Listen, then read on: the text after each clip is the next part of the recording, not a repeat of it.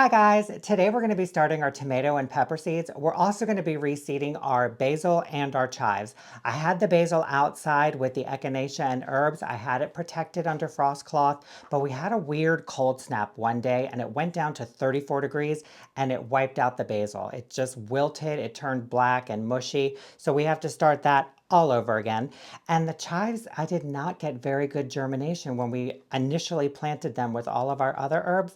Everything else germinated, but for some reason the chives didn't. So I'm reserving a couple cells in our seed trays for the chives and the basil. But first, let's talk about tomato and pepper seeds. First and foremost, do you want to start them from seed? And why do you want to start them from seed? If you don't want to start them from seed and you just want to go to the nursery and pick out whatever they have, well then I guess you can skip this entire video. Thanks for watching, appreciate it. But if you do want to start from seed, the best reason for me, the best reason to start from seed is, well, there's a couple. First, you have a wide variety of tomatoes to choose from. So you can plant and try and experiment with a whole bunch of different varieties. Whereas in your garden centers or your nurseries, you're limited to whatever they're going to carry for that season. Second, you get to control the medium in which they grow in from seed all the way to harvest. Whereas with your tomato plants that you pick up anywhere else, you don't know exactly what they use to start the seeds, get them germinated, what they've been feeding them with. And I tend to be a little bit of a control freak, and I like to know exactly what's going in everything that I grow, especially produce and things that I'm going to be consuming or that my family's going to be consuming. So that's why I like to start from seed. Two, it's also very inexpensive. You can get a pack of seeds here. We've got San Marzano seeds. There's, how many seeds are in here? Doesn't say, of course. I think there's like 50, 25 seeds for $5. Okay, so that's still good. 25 seeds for $5. Whereas if you go anywhere else and you buy plants already there, they're usually about anywhere from $6 to $10, depending on where you are. So it's a lot more economical to start them from seed. Yes, initially you have to invest in your seed cells, your trays, and soil, but it's like an initial investment. And once you have them, you can use them over and over, not just for tomatoes, but for anything else. If you want to do herbs or flowers, you've got everything right there ready to go. So I guess for me, those are like the basically the main reasons why I like to start most things from seed. I also just like to see them grow and watch them grow, nurture them, take care of them. I mean, that's kind of like gardening. That's basically what gardening is. And I really enjoy it. And I like to see things grow, and I like to enjoy the fruits of my labor. And while seed starting is not super labor intensive, I enjoy it. I think it's fun. I think it's therapeutic for me. I like to come into the grow room sometimes, put on some music, and just start some seeds and just have a moment, and just relax, escape, tune out everything, and it's just your hands, the soil, and seeds. So I have already pre-filled all of my seed starting trays. All of my seed starting trays. I've got two 24 cell count trays. I'm not going to go crazy like I did last year and plant a whole bunch of varieties of tomatoes and so many of them. I had so many tomatoes last year, I was giving them away. Anybody that came into our house or literally walked around the neighborhood just giving away plants. This year, I'm going to bring it down a little bit. I'm going to grow the same 6 varieties of tomatoes that I grew last year. And I've got one new variety that I'm so excited to try and show you guys.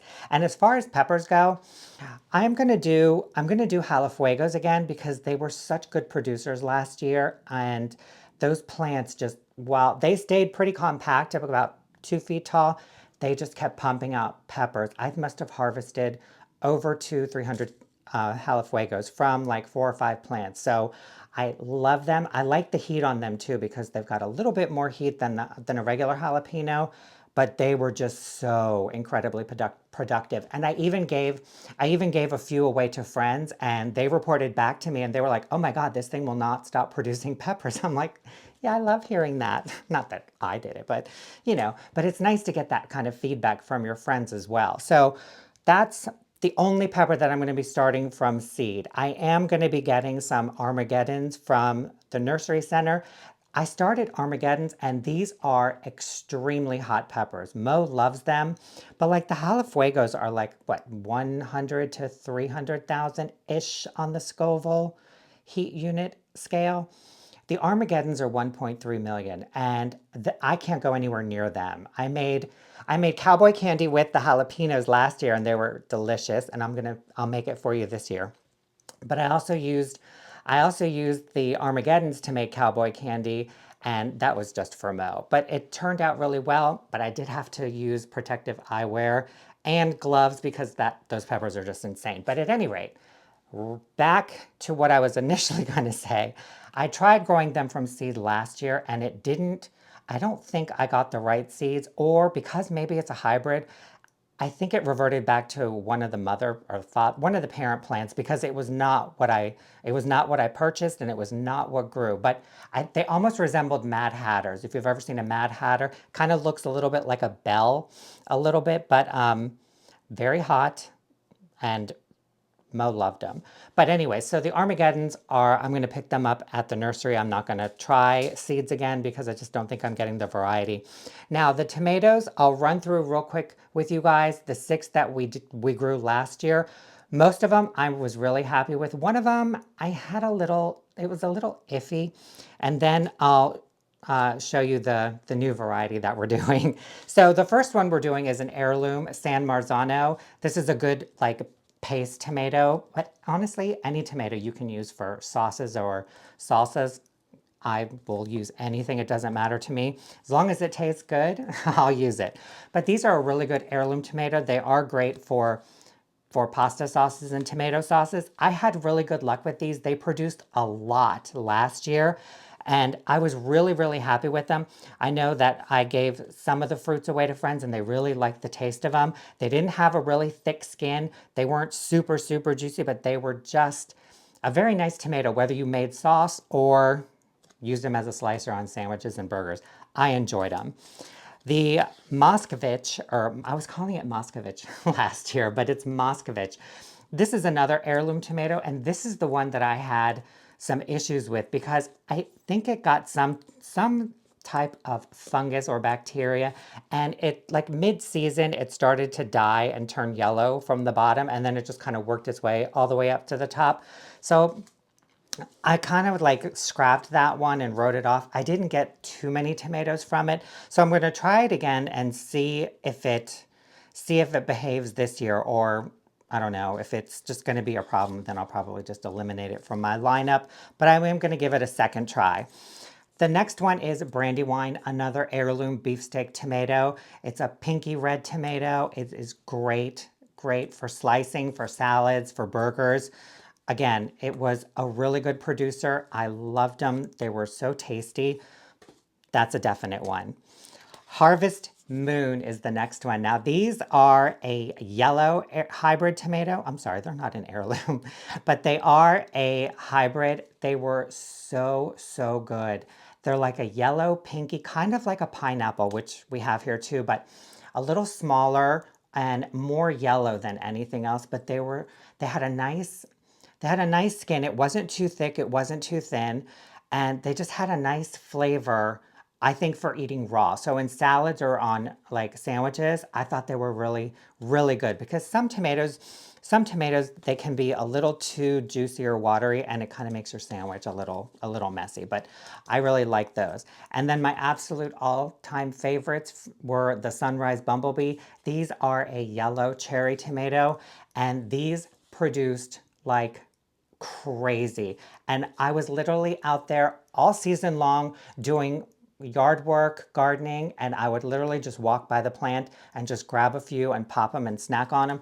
They're so sweet and juicy and delicious. They're like little yellow balls of candy. They're that sweet. And when you let them ripen right there and you eat them right off the vine, they've been warmed by the sun. Oh my, they are so good. So I am definitely, definitely going to be planting a whole bunch more of these this year. So that's our 1, 2, 3, 4, 5, and we have one more. Where is it? Oh, our pineapple tomato. This is my all-time favorite. If you've never had this, this is like a yellow, orangey, pinky, marbled beefsteak tomato. Huge fruits, over 2 pounds. Well, no, I should say about 2 pounds, but they are just so delicious. Thin-skinned, great for anything. Salsas, burgers, salads. I mean, I just slice them and eat them with, sprinkle them with a little bit of salt, and I'm good to go. They're so good.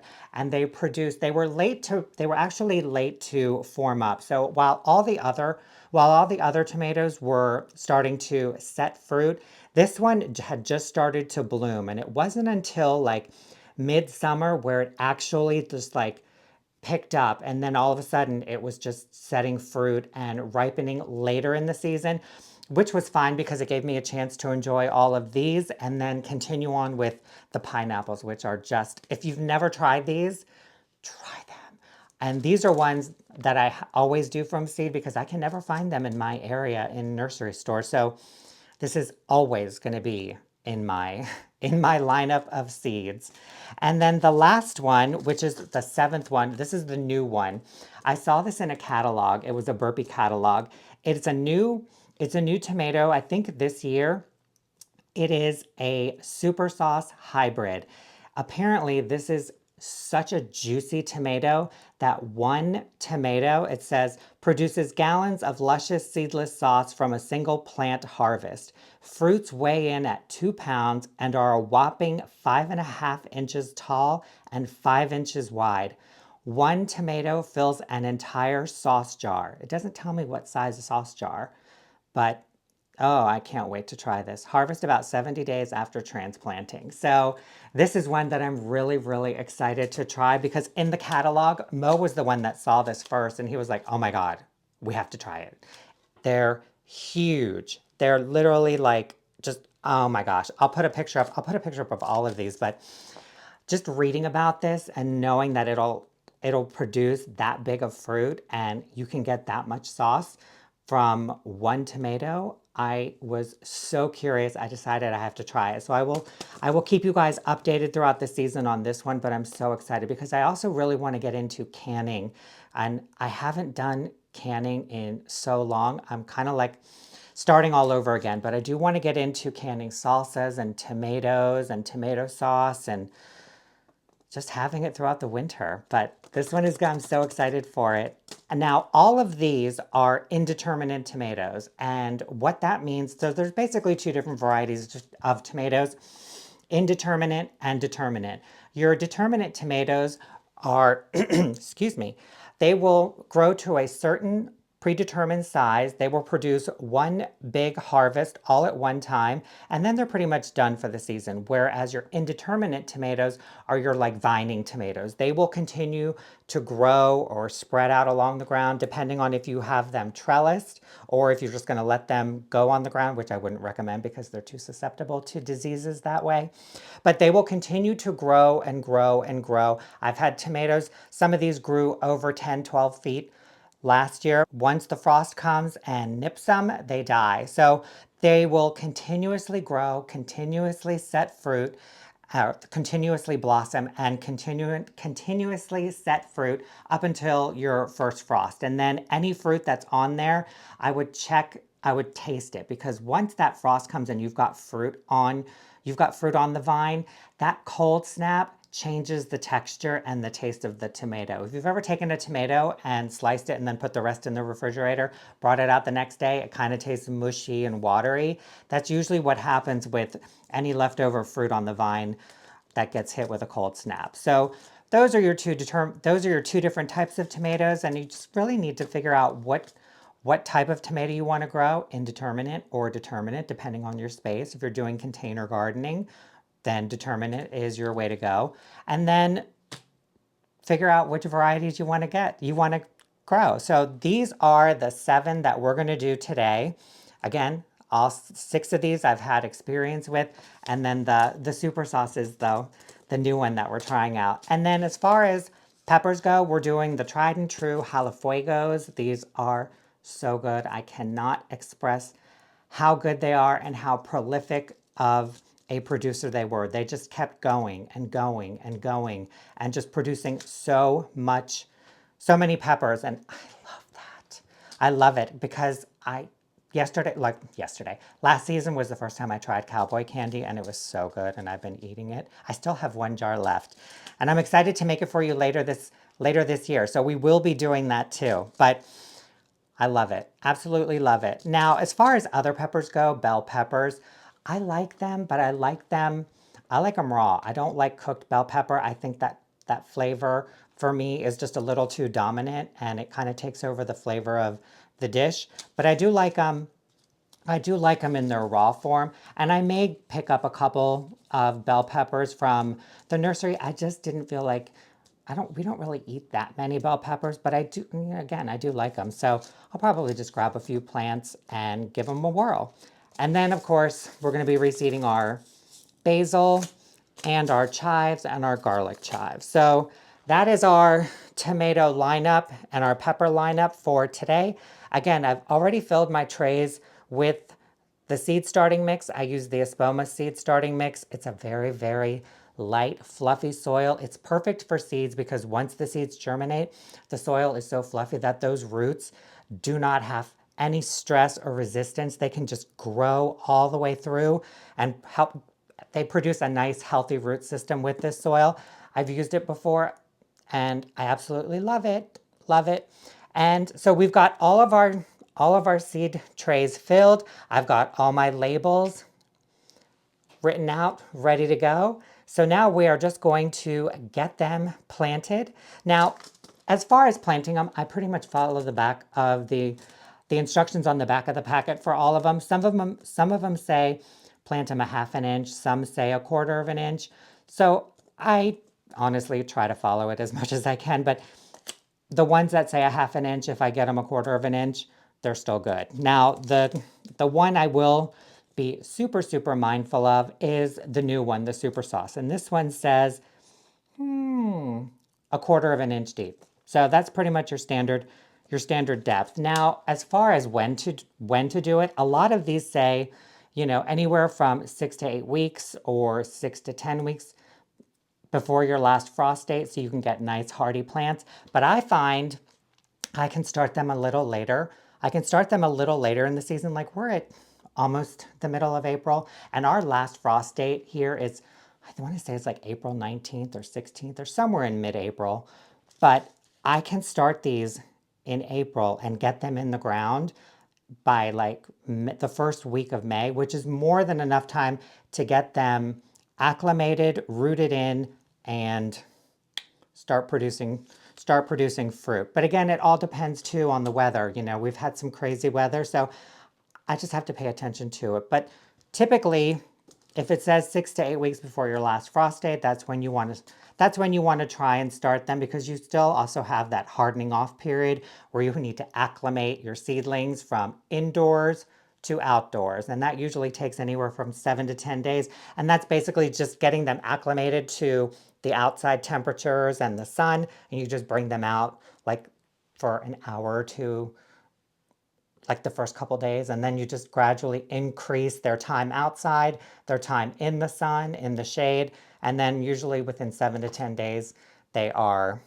acclimated and you can plant them in. Plus, you also want to make sure that you don't get them and start them too early, because then your temperatures are going to be too cold outside. They're not going to like it. Even if they're sized up and they're ready to go out, if it's too cold, it's going to set these tomatoes back, because tomatoes and peppers like warm weather. So that's why I like to wait until the temperatures are a steady 70 degrees and then get them outside. So starting mine a little bit later, I don't really find it's a problem, but just go ahead and experiment. I started them, I think one year I started them super early, and what happened was they're very vigorous growers. So what happens is you have to pot them up, and then if you still have a few more weeks outside, or if you still have a few more weeks before you can put them outside, you may have to pot them up into an even bigger container. So you go from your seedling cell to your 4-inch container,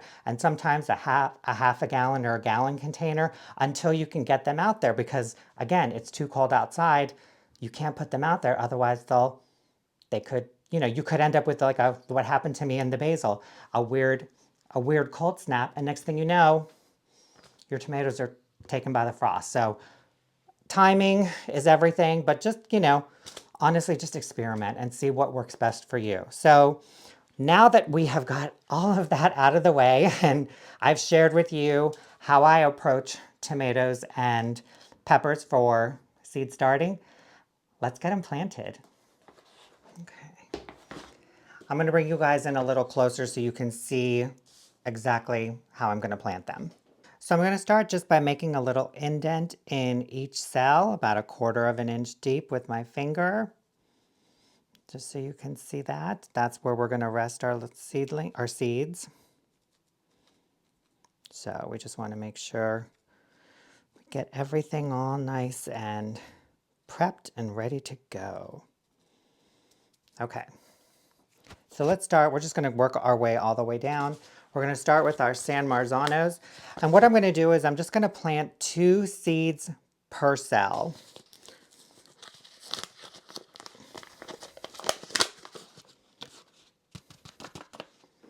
So this is what our seeds look like. There they are.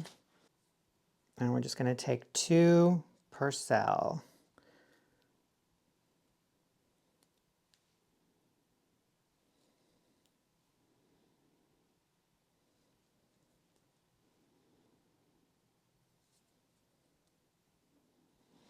Okay. So once we have our seeds in the cells, I like to just press them down a little so there's a little bit of contact with the soil. And then I just use my fingers and just pinch the soil around them and just get them covered with soil. And they're all nice and snug and ready to go. And then once we finish this entire tray, we'll come in and put a layer of vermiculite on top.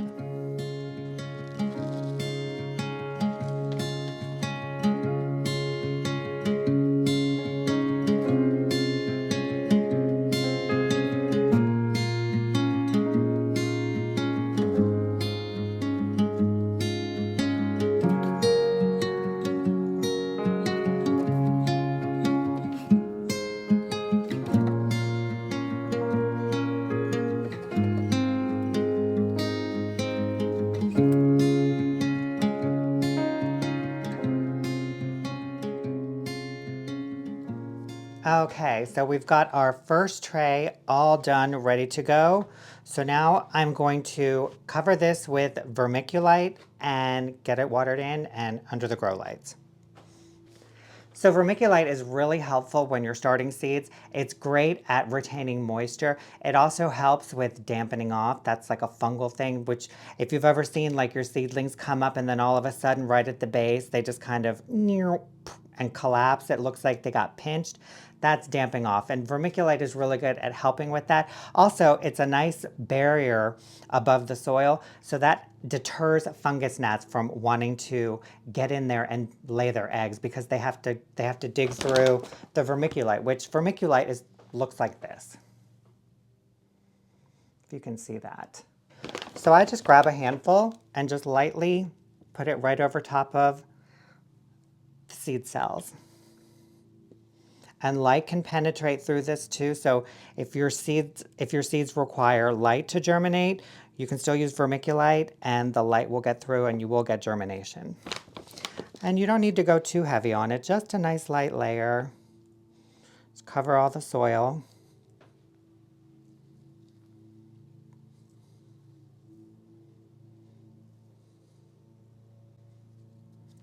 Perfect. Okay, so we got one tray done. We're going to move on to the second tray, and then I'll get them watered in and under the grow lights.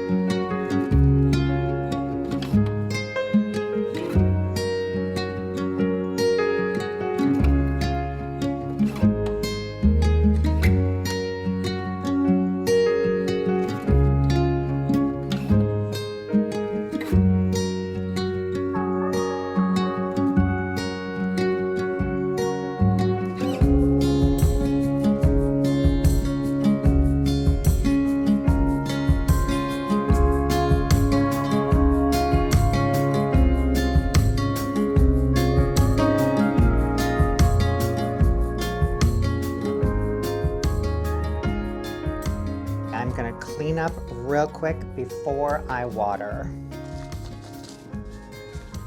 because trying to clean up wet vermiculite, no.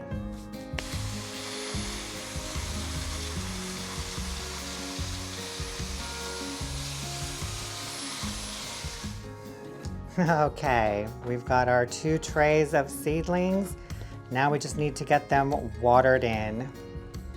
Grab my little sprayer. Just get them nice and watered in.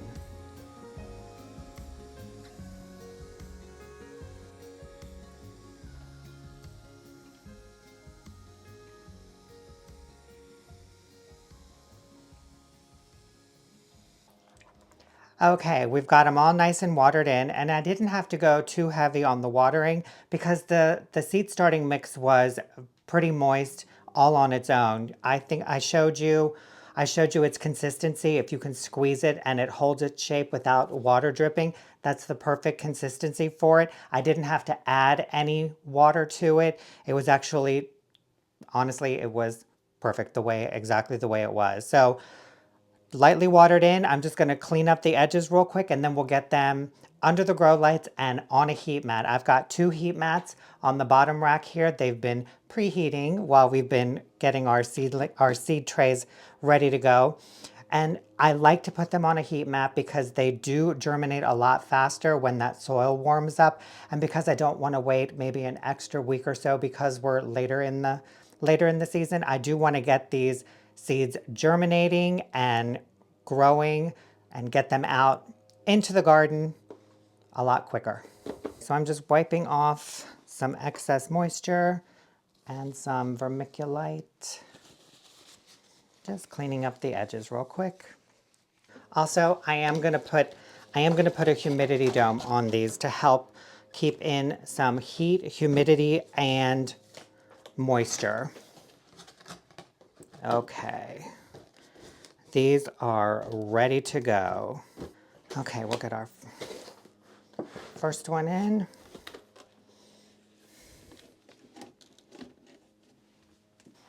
And our second one. So we've got them under the grow light. Each tray has its own heat mat on it, and this is where they will stay until we see germination in all the cells, at which point we'll remove the humidity dome and we'll start fertilizing at half strength. And this is what I use to fertilize them with. And you guys, that is it for our video today. I'm so glad that we were able to get our tomato and pepper seeds started. Now we can move on to more projects outside, and I will keep you guys updated on their progress. And then once they are ready to be planted out in the garden, we will plant them out together. Thank you guys so much for watching this video. I hope you enjoyed it, and we'll see you in the next one. Have a great day. Bye.